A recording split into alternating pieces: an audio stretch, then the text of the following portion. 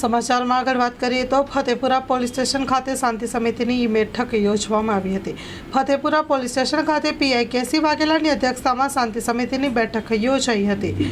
Fatepura police station ખાતે PI કેસી વાઘેલાની અધ્યક્ષતામાં શાંતિ સમિતિની મીટિંગ મળી, જેમાં ફતેપુરા શહેર તેમજ ગ્રામ્યના આયોજકો ઉપસ્થિત રહ્યા હતા। આગામી નવરાત્રિના તહેવારને લઈને પીઆઈ કેસી વાઘેલા દ્વારા ફતેપુરા તાલુકાના દરેક સમાજના આગેવાનો સાથે શાંતિ સમિતિની મીટિંગનું આયોજન કરાયું। આ મીટિંગમાં ફતેપુરા શહેર ગ્રામ તમામ આગેવાનો ઉપસ્થિત રહ્યા હતા। આગામી તહેવારોને લઈને શાંતિ સમિતિની બેઠક યોજવામાં આવી હતી। કોઈ અનિચ્છનીય બનાવ ન બને તે હેતુથી પોલીસ બંદોબસ્ત પણ રાખવામાં આવ્યો હતો અને આ મીટિંગમાં વેપારીઓ તેમજ આગેવાનો બહોળી સંખ્યામાં ઉપસ્થિત રહ્યા હતા। Story report by Amrat Dabkar, Fatepura. લખતરના ઢાંકી ગામે ફાયરિંગનો બનાવ, બીજા નંબરનો આરોપી ઝડપાયો છે। ઢાંકી ગામે થયેલ ફાયરિંગમાં એક બાળકનું મોત થયું છે તથા એકને ગંભીર ઈજાઓ થઈ છે।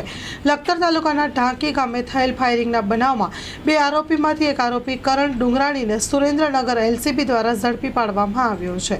આરોપી કરણ ડુંગરાણી ભાગવાની ફિરાકમાં હતો ત્યારે ઇંગરોડી નર્મદા કેનાલ ઉપરથી એલસીબીની ટીમ દ્વારા ઝડપી પાડવામાં આવ્યો છે।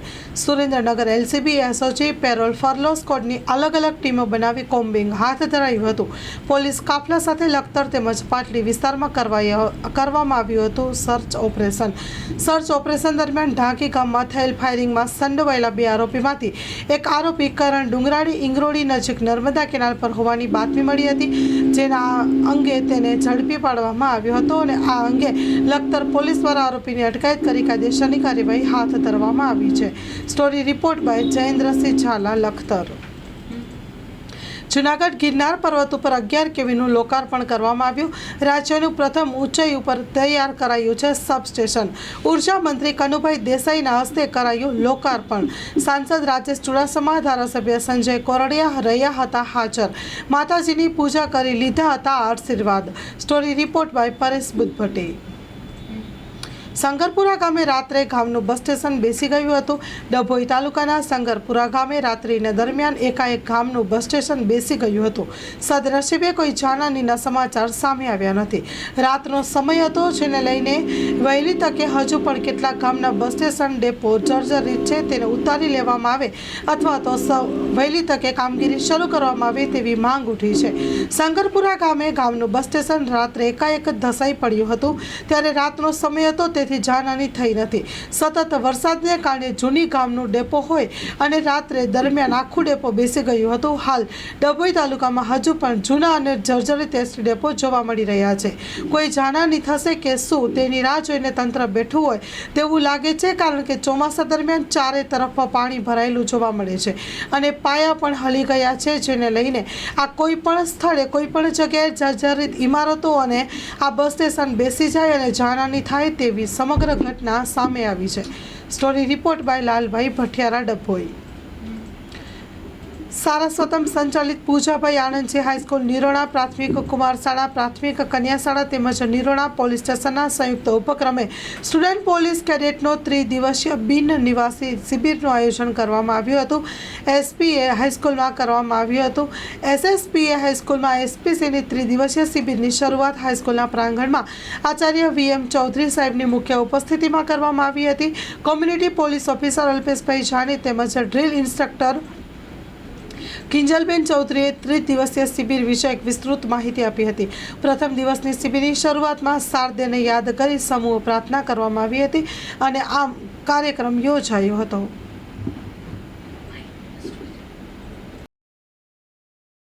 પહેલા તમારું નામ બોલો। મારું નામ કાથડ હેન્સી છે। કઈ કક્ષામાં ભણો? હું 8મા ધોરણમાં અભ્યાસ કરું છું। બેન, એસપીસી નો મતલબ શું? એસપીસી નો મતલબ સ્ટુડન્ટ પોલીસ કેડેટ થાય। ને તમને આ 3 દિવસની ટ્રેનિંગ છે કોણ અપાવે છે? મને 3 દિવસની ટ્રેનિંગ છે ને કિંજલબેન ચૌધરી અપાવે છે।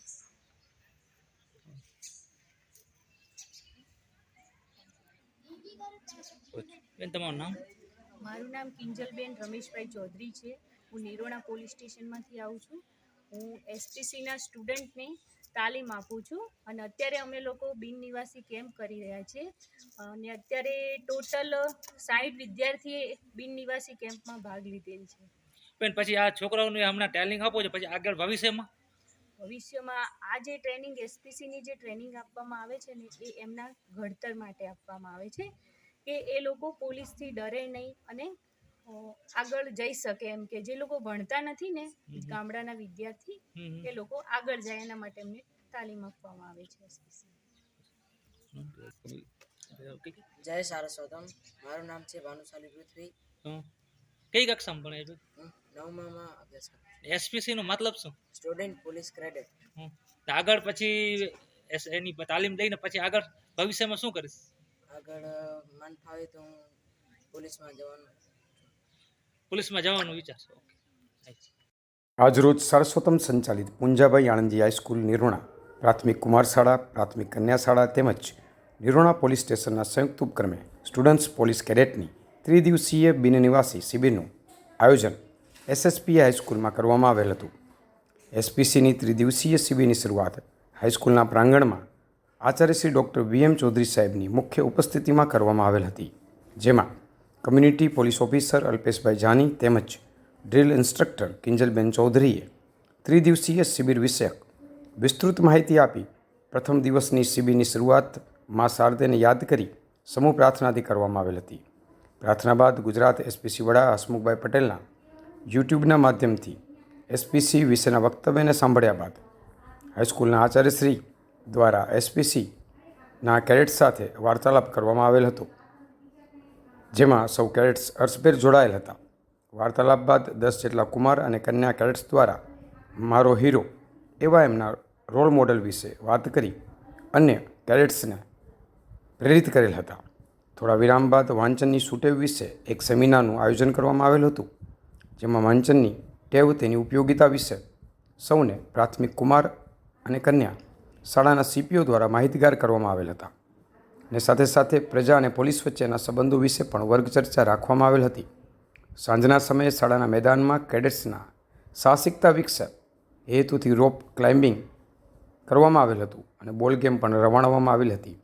થોડા મનોરંજન બાદ કમ્યુનિટી પોલીસ ઓફિસર અલ્પેશભાઈ જાની, ડીઆઈ કિંજલબેન ચૌધરી અને અન્ય સીપીઓ તેમજ તમામ કેડેટ્સ દ્વારા સફાઈ અભિયાન તેમજ વૃક્ષારોપણ કરી પર્યાવરણ બાબતે જાગૃતિ ફેલાવવાનો પ્રયાસ કરવામાં આવેલ હતો. પ્રથમ દિવસીય શિબિરના અંતે ડીઆઈ કિંજલબેન દ્વારા સૌ કેડેટ્સ માટે અલ્પાહારની વ્યવસ્થા કરવામાં આવેલ હતી. પહેલાં તમારું નામ બોલો. જિલ્લા ભાજપ પ્રમુખ દેવજીભાઈ વરચંદ, રાપર તાલુકા પ્રજા વત્સલ્ય ધારાસભ્ય વિરેન્દ્રસિંહ જાડેજા અને રાપર તાલુકા શહેર ભાજપના આગેવાનોએ ગાંધી જયંતિ નિમિત્તે ગાંધી બાપુ અને લાલ બહાદુર શાસ્ત્રીજીને આપી પુષ્પાંજલિ. Story report by Ghanshyam Barot, Rapar.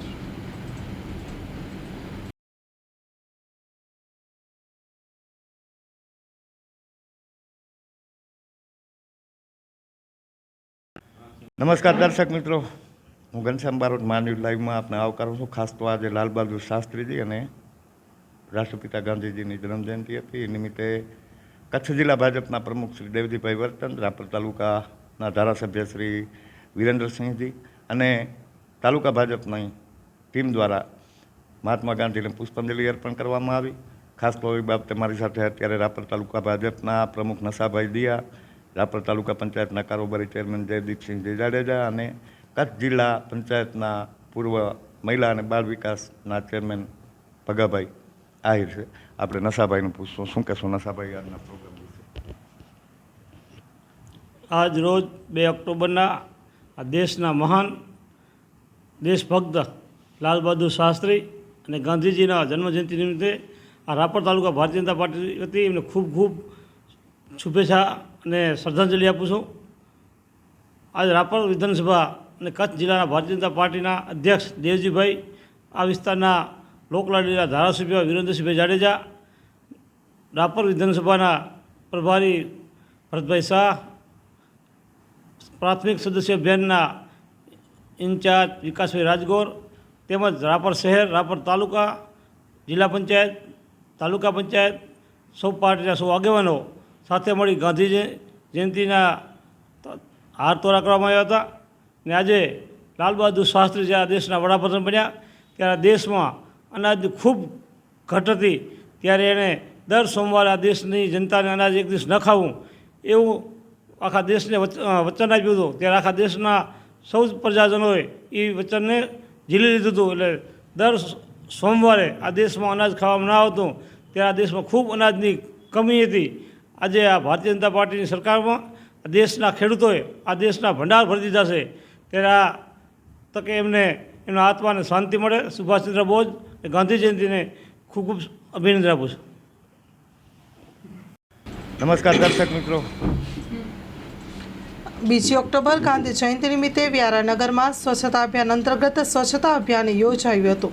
Vyara શહેર બસ સ્ટેશન વિસ્તારમાં સ્વચ્છતા અભિયાન યોજાયું, જેમાં વ્યારા નગરપાલિકાના પ્રમુખ રીતેશભાઈ, પાલિકાના કર્મચારીઓ તથા કેન્દ્રીય મંત્રી કુંવરજી હળપતિ, વ્યારા વિધાનસભાના ધારાસભ્ય મોહનભાઈ કોકણી, નીસર વિધાનસભાના ધારાસભ્ય જયરામભાઈ ગામિત, મહામંત્રી રાકેશભાઈ કાચવાલા, સંગઠન શહેર પ્રમુખ રાજુભાઈ રાણા, કારોબારી અધ્યક્ષ દિલીપભાઈ જાધવ, પ્રદેશ બક્ષી પંચ મોરચાના કારોબારી સભ્ય રાજુભાઈ મોહિતે તેમજ સંગઠનના હોદ્દેદારો ઉપસ્થિત રહ્યા હતા.